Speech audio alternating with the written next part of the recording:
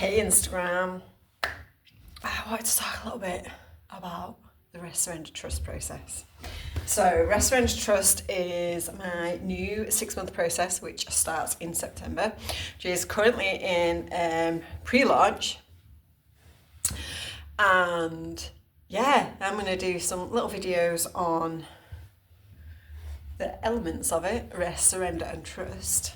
And yeah, I do a little bit on rest. So, rest, wow. If you pop on my YouTube channel, you'll see a quick video on the process and how it sort of came to me. And if you go to the landing page on my website, you'll see a little bit more as well. But the rest, like gosh, as a mum of 3, home educating, creating my own livelihood, married, having a home, all that stuff. Like rest is, it can feel like it's something that's virtually impossible to have. Like how do you possibly get rest when you're a mum with so much to do? And it's quite triggering because during last year, 2023, every like intuitive message that I looked to, every like card reading I did, when I was doing card readings for myself, when I was doing like watching YouTube pick a card readings, when I was having like drawing cards at events and stuff, message that persistently came through, probably in 2022 as well, was rest, take it easy, slow down, do less, and I'm like, oh my God, like I'm trying to create a livelihood here. I'm trying to create a viable, like supportive, like I've got a family of 5 to support, and I'm trying to create this all this income to support us. And rest, what the hell, rest? It's kind of crazy. But the more I leaned into slowing down, stopping pushing myself physically and energetically to do, things began to move, things began to shift, opportunities presented themselves. And when the space where I am right now, where I have a therapy room, last year 2023 closed down because of needing to upgrade fire safety elements, and it was a temporary closure, and in the meantime it then changed hands, and then it became a longer term closure, and I was like forced to stop. I'm like, right, okay, what do I want to do? Do I want to look somewhere else for a therapy room? I love this building so much, and the idea of what was wished to be created here as a health and wellness hub, like that felt right for me. And as there was like tricky situations going on here and there, I kept coming back to like, right, I'll leave and go somewhere else. And then there'd be like something would happen that made me look back, okay, Tommy Spirit, should I leave? And something would happen that was like, no, you're meant to stay. You stay there, bitch. You stay there through hell, through the troubles, through the traumas. You stay there because you're meant to be there.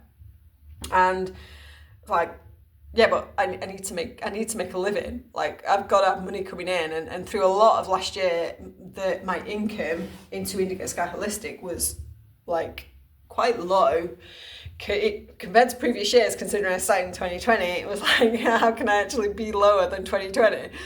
And it was there was just this like, yeah, you're supposed to stay there. Rest though, rest, slow down, take it easy, slow down. Oh my God, what the hell? The more I leaned into this rest element of what's now the rest, surrender, trust process, was like, what does rest really mean? And why do we rest? Like, we see rest as like a necessary evil sometimes. Like, I've got to go to sleep, because if I don't go to sleep, I'll like not be able to function the next day. There's a big piece of that that's missing in, maybe it's our culture as British people, where rest can be perceived as laziness. It can be perceived as, a necessary evil. There's not that idea though of rest being like literally a fundamental part of life. Like when I was researching the importance of rest, body, mind and spirit, it's like there's like studies done, medical studies done on why the body needs to rest and what it means physiologically for us when we don't get enough rest. And the reason why this part is the first part of the rest, surrender, trust process is because if we don't get the rest part right, surrendering and trusting, trust me, because I did it in the other way around, are more tricky to do. And that's again why I did the process back to front over the course of the last 6 years to show me how it fits together in the order that I'm then presenting it. When we nail rest and what rest really means, and we nail the depth of being at peace and resting in a surrendered way that allows us to trust, the level of rest that we feel is amplified. The results that we get from the rest, the rejuvenation that we get from the rest is amplified and complete. When I go to bed at night and rest, when I even have a nap through the day, I feel so refreshed and energized from it that I feel amazing when I wake up. Even when I wake up after only having like 4 or 5 hours sleep, I feel like I've had like 10, but not that like 10, like I've had 10 hours sleep after not having sleep for a month and a half with a newborn baby, and I feel like worse than ever. But no, 10 hours sleep, I have like had an amazing sleep. And I feel, and we'll be teaching through the process, that level of rest is like, it's an emotional release almost. And that's why like EFT is going to be a big part of the process, emotional clearing, somatic exercise and processes of like embodiment into fully embracing what rest really is and releasing guilt around resting through the day, and also showing you how the hell you rest when you are running around after 6 other people. Like, how the hell do you rest then? How do you rest? Because if I have a nap then, I feel like shit. Like, how do I rest? And it's about really leaning into slowing down and stopping when you have a moment to slow down and stop. So we'll be talking about social media. We'll be talking about the other things that we do when we're supposed to be around. I'm just going to sit down and have a brew, and then we pick our phone up and we start scrolling, and before you know it, you're not really leaned into enjoying your brew because you've been scrolling social media and something's really pissed you off because somebody's having a go at somebody else, or you've seen something political, or you like social justice warrior like energy has come forward, and you're not leaning into rest, which is then energetically exhausting. So when you took a 5-minute sit down to have a brew, turned into half an hour because you fell in the doom scroll of Facebook, and you're like not refreshed from your 5 minutes of sitting down and having a brew. Whereas if you truly embody the rest state when you sit down with your cup of tea or coffee or cacao, or even if it's a glass of wine, if you truly spend 10 minutes in the depths of rest and receiving, you actually feel energized afterwards. And, you know, the world doesn't end when you ditch social media, trust me. Like, it really doesn't. Even if you feel like social media is your lifeline, or you feel like social media is the means for your income, if you run a business and you feel like you need social media, surprisingly, if you reduce the time you spend doom scrolling, the time you actually go on there is productive. I have like a whole social media detox process where I talk about a lot of this, where you can completely reduce and remove so much of your social media time, that you go on there, you're productive, you're supportive, you're nurturing, you are energetically aligned when you go on there, and then you're not doom scrolling. And then even when you go on social media, if anyone had told me 6 months ago that when I went on social media I'd come off feeling good, I'd have thought they were having a laugh. But that's how it is. That's how it's gone. That's how all my various processes in the last 6 to 12 months around pretty much everything, but social media particularly, have had me realising that resting, that really consciously thinking about why I'm doing something make a significant difference to the results I have when I do a thing. And that's where the rest piece of rest, surrender, trust comes in. So try it. It's a little try. Take 5 minutes today, maybe now, because if you like come across this while you're doom scrolling Instagram, or Facebook or YouTube, because you know you can doom scroll everything these days. Stop doom scrolling. 5 minutes. Put the phone away. Nothing's going to happen if you don't look at your phone for 5 minutes. And just spend some time with your senses. I say 5, but 6, 7, 8, 10 senses, whatever. With your body, hand on your heart, hand on your abdomen, breathe, close your eyes, get barefoot, go out for a walk. Try going for a walk without your phone. Shocking. Like, if you happen to live somewhere where you can get access to something that feels like nature, go out and spend 10 minutes sat at the bottom of a tree or by a river or by the sea without your phone. Just feel that. And if the closest you can get to nature is a garden or a park, 5 minutes. People watch. Wow, people watching, so much fun when you're not distracted by something outside like the phone or a book even. And for me, this came in a wealth membership that I'm part of, where we did a process for receiving, opening to receive.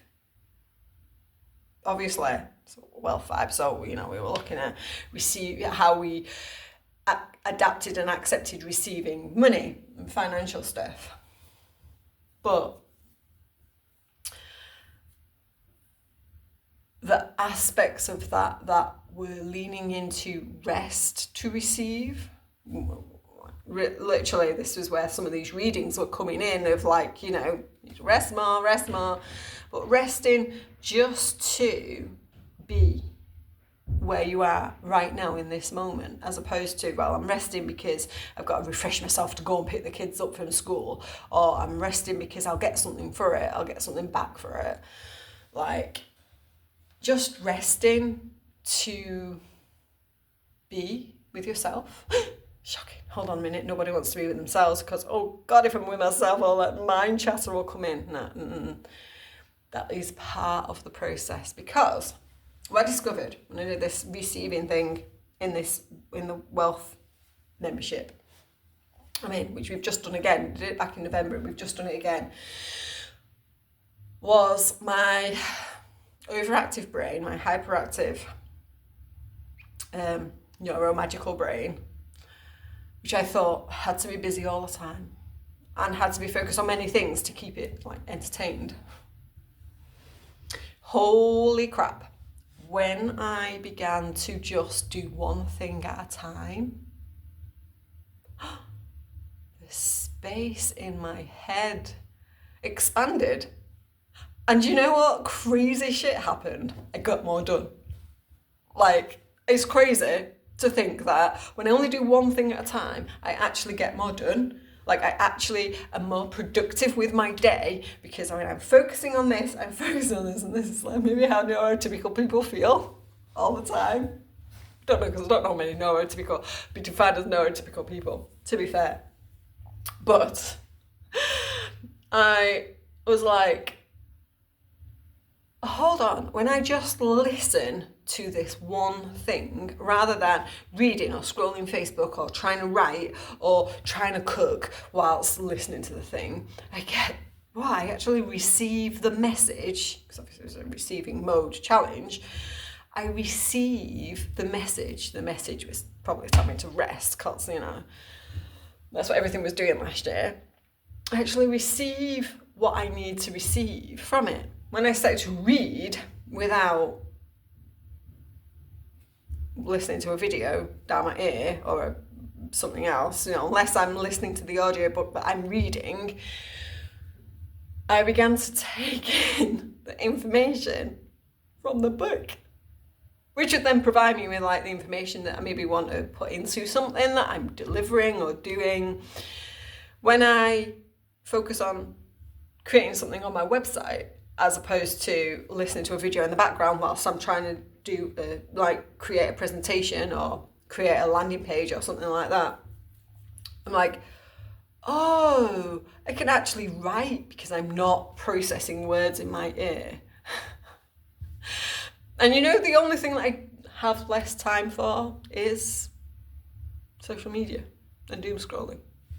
It's the only thing that I have less time for. And it's I'm more productive in the sorting and organising of my house out, which is we were in a bit of a holding pattern with our house, with trying to move things around back in, 2021 to 2022. We had a loft conversion done, and it took a long time from that for us to sort out who was having that room and sorting things out and changing things around, and that was finally all sorted and done ish in October of 2023. And that creating that again was something that was I'm not multitasking when I do those things, because I might have music on when I'm cleaning the house because it gives me a little bit more energy to do the thing, but it's not 5 things going on at once. The maximum that I do at a time now, because I like music on when I'm doing shit that doesn't require thinking, like cooking, is 2, literally. However, as a mum, come on, mums out there, how much do we have to multitask? Crazy times. When I do have to do 4 things, I actually juggle the 4 balls in the air much, much better than I did 6 months ago. And this is down to this ability to lean into resting, receiving, taking breaks. When I rest with purpose. I rest with the intention of just receiving what I need. And that includes like the inspiration, the ideas for what I'm putting out there through things like the rest, surrender, trust process. Like when I started to switch off from everything else and take time to rest, it was like, yeah, there's something in this whole process of the need to rest. As I developed it and explored it, it was like, I have to deliver this in some way to people who are feeling overwhelmed, overworked, overpressured, oversensitive. Like if you feel overwhelmed and overworked and overpressured, if you feel like everything is weighing down on you, ironically through a lot of 2023, I had a lot of pain in my shoulders. Rest and really, truly leaning into and receiving rest can significantly reduce the overwhelm. And it's crazy if you think you've got too much to do. If you think you have too much to do and you feel overwhelmed and overworked and overpressured by all you have to do, for me to say rest, to do it, might seem crazy. Which is why there's coaching and support and like group support sessions through the whole 6 months, because you can come into the group and go, look, I have 6 kids, I have 40 hours of work a week, I have all of these extra things to do. How do I find time to rest? And I'm like, because rest doesn't have to be a big deal. It doesn't have to be lots. Like cumulatively, we like might wait for the time to go and have a rest. Like, so I've got a couple of hours to myself so I can rest. It's like, if you actually start to have 5 minutes of rest several times a day, the impact of that accumulates.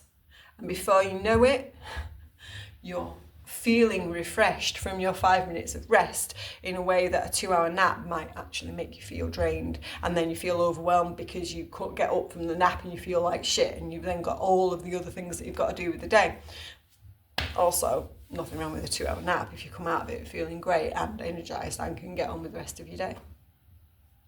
So that's why it's a group program, a group process, a group support process. It's a group support process so that people can bring so much juice into it and so much energy into it that we can explore and dive into and go through and be supporting each other through and bring our ideas and wisdom and the wealth of experience that we will all have had with our different lives to share where rest is supporting and nurturing, and where a small bit of rest, just a pinch of rest, can be more significant to you than hours and hours and hours. So come and join me. The sign up is open. Do go and check out my YouTube on a little bit more on the specifics of the process, and stay tuned here for more on the other aspects of surrender and trust that will be coming in the process as well. Enjoy, and now go have that 5-minute rest in the garden with a brew. I'll see you soon.